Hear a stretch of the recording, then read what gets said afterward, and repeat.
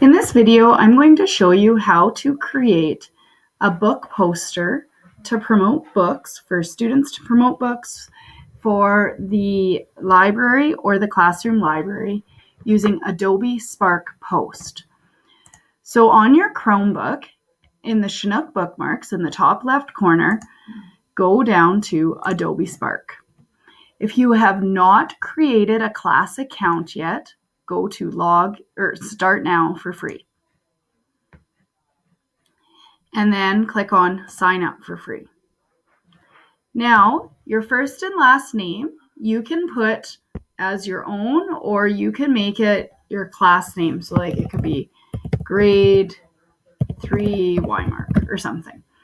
And then your email address you will use as your own email address. And then the password will be Chinook211 with a capital C. Because if you are teaching students 13 and under, or under 13, they cannot create their own Adobe Spark account. You have to create it as a class account for the class. And if you are teaching students over 13, they could actually log in with their Chinook Google account. So if you are a teacher for under 13, you can create the class account. And if you would rather it just be your first and last name, that is fine too. Put in your birth date and make sure that you say, I have read and agree to the terms of service and privacy policy. So create that account. If you already have an account, then log on with your account and sign in. Whoops.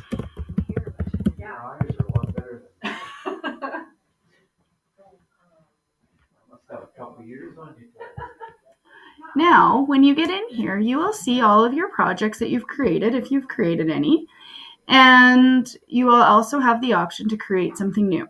So if you just created your account, your screen might look slightly different. And if your screen looks like mine, click on the yellow circle with the plus sign in the middle. And now everyone's screen should look the same. So now what we're going to do now is you're going to click on the green circle with the plus sign for a post. And you're going to create just a little book poster. So what do you want to say on here? So basically, use some key words from your book, some key points from your book. So the book I'm going to look at is Pony Ella. So as you can see from this web, these are the words that were important. These are the characters, different things like that. So the theme of the story is good overcomes, not so nice. I might write that. Good overcomes, not so nice. And so this is one of my lines that I'm going to put on here. I can put more. So now I'm going to press continue. And I just have to wait. And so now it puts my words on here. So now what I need to do is I want to change the picture. So notice in the middle, it says add text, photo, or color. I'm going to go to photo. And then over on the right-hand side, there's an option to find photos. So I'm going to type in white horse. And so I need to choose, this one looks really nice. Pony Ella is a nice horse that likes to jump. And now what I'm going to do is I'm going to click anywhere on my picture and I'm going to click add text. Now this text I'm going to just put in Pony Ella because I think the title should be in there as well. And now you can play around with how you want this to look. Notice on the photos, there's different filters. So if I want different filters on it or no filters, I can change that. But then something else I can do is I can go to the theme. So the theme's up in the top and I can choose on these different themes and it makes my writing look different. And when I come across the one that I like, I can leave it on that.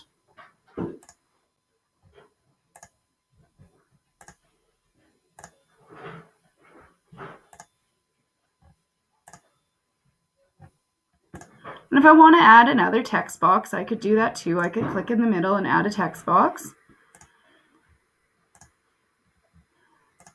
Oops. And so once you find one that you like, maybe you can't find any you like, then you can click on the palette. You can change colors. You can also click on the text, and there's a little circle wheel here. And it will change. So notice Pony Ella is changing. And then if I want to change this one, I can click on the bottom one and just rotate through. So again, click on the theme and I can change my theme. So maybe this African safari one. And when you find the one that you really like, then you can just select it and then you're done. So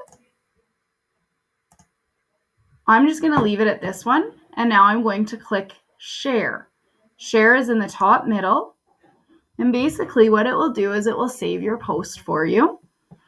So you can put in the title. So maybe I want to change my title to be Pony Ella Poster. Pick my category. It's education. Right now the author is off. If I want to turn it on, I can. But then I would just have it as Lisa B or just Lisa or LB, something like that. And I don't want to get noticed. And now I can create an unlisted link. I can also download this so it is a photo as well. So I can click on create unlisted link. And now I can take this link and I can copy it. I can put it on my library homepage. I can email it. I can put it on my class page, different things like that. So I just copy. And if you're on a Chromebook, you can email and it'll email right from your Gmail account, or you can download. So now if you want to go back and make changes, you can always go back and make changes, and then you would just reshare it. So to go back, I just click on this hamburger menu over here on the left-hand side, and I go to my projects. And now there's my Pony Ella one. I can just click on edit, and I can make changes to it, whatever I want to do. When I really like it, then I can click on the share. And what it will do is it will just say update the link. So I can update it and then I can copy the new one.